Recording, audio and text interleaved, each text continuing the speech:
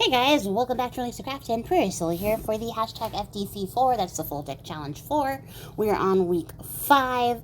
The prompts that I chose for this week were zigzag, orange, hearts, and sentiment. And I will let you guys know right now, sentiment was the afterthought. Although this one I guess I can't say it was like a subliminal message, because you guys know that I feel like words are the necessary final step in most of these little tiny projects.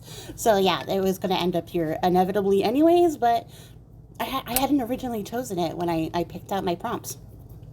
I was just going to do zigzag, orange, and hearts, and have fun with that, which I did up until I had to face the consequences of my own actions, which you guys will see I struggle with quite a bit when we get to the hearts part of this this card.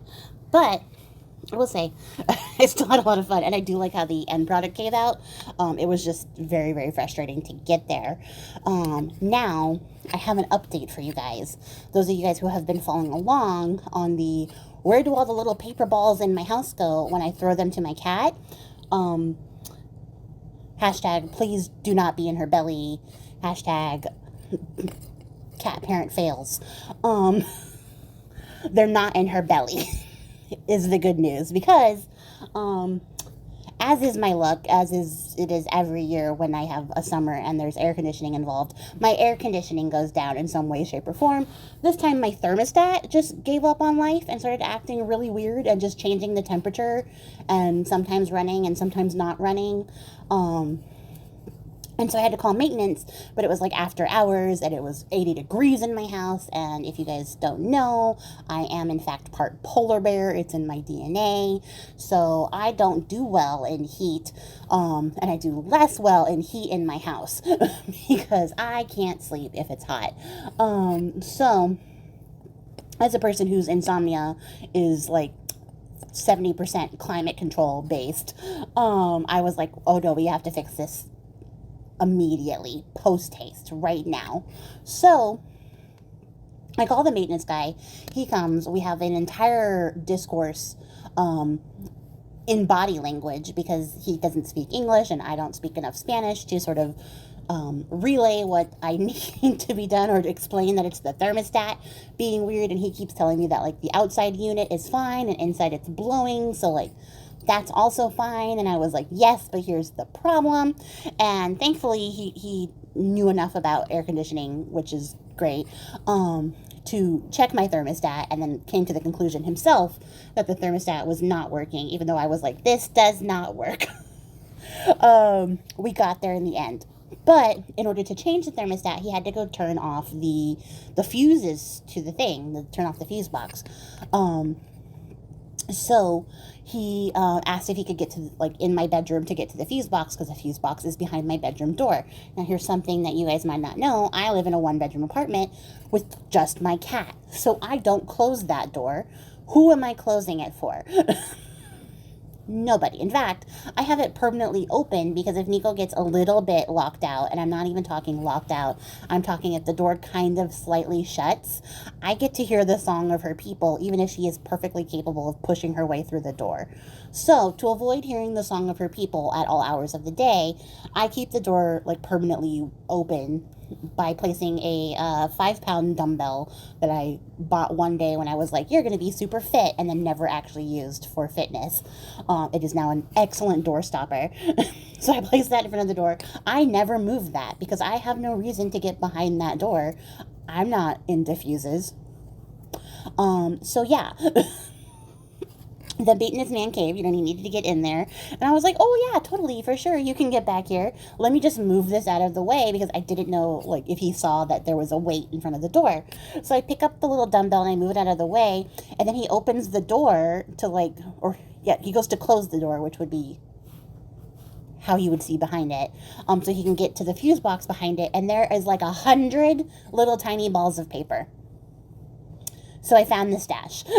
I found the stash. I know where they all go. They all eventually end up behind the door to my bedroom. And it was embarrassing to be like, oh, here's my cat's trash. Could you stand in it and please fix my air conditioning? So, all of this to say, we have now solved the paper ball mystery. I know where they go. And to answer your question, I did not clean them up after he left. I put the weight back in front of the door and was like, Nico, be mindful of your trash back here. And that was the entirety of my contribution to this issue. Fingers crossed I don't have any more electrical issues and don't have to suffer this embarrassment of my cat and her storage of paper balls. I will eventually get back there. Probably the next time I vacuum. I just didn't want to pick them all up at that moment in time. I was hot. But yeah, I am very happy to have discovered this stash of little tiny paper balls. I think that's just sort of the inevitable place that they end up, because that's where she likes to start chasing the paper balls, because I throw them from my bed towards the door so she can chase them out into the living room. I guess, haven't been paying enough attention to see her come back into the doorway with them and then fling them underneath that door. I figured there'd be like a couple under there, but there was literally 100. It's not even being hyperbolic. All of the paper balls I have thrown have ended up there, if not for the little tiny stash that I found in my craft space. So yeah, she has 2 places she goes to, and that's the one that she finishes in the most. So I think that's her goal. Like, that's the goalpost for her. And I love that she's made it into a game where she is able to score points, because it looks like she's doing really well. And so, yeah. What am I doing? I wasn't even looking. I was just talking. So yeah, I did the stitching as my zigzags for this. Of course, the orange was the color orange. The hearts was this die cut that I had the bright idea to emboss with pearlescent white, because I couldn't find my regular opaque white when I was searching, and I got tired of searching. And then I was like, oh, I don't like the white on top of the orange, so let me alcohol ink it orange. And then I got impatient waiting for it to dry, so then I heat gunned it to dry, and then it sucked up into the embossing powder and made an ugly gray color. And so then I was like, okay, do it again, but don't do that. And that didn't work. So then I was like, okay, well, now go get your embossing glaze and use the red and the yellow that you have to make orange, which is the color that I made on top of gross gray brown, like gray puke color. And then after several more times and several more layers, I discovered that the best way to make the orange color work was to add clear embossing powder and then the embossing glazes and then more clear in between those layers, and then you would get something orange. I could not get rid of the funky color underneath, but I am overall happier with how this color came out, because it is proper orange. I don't understand what's happening with this alcohol ink, but it worked.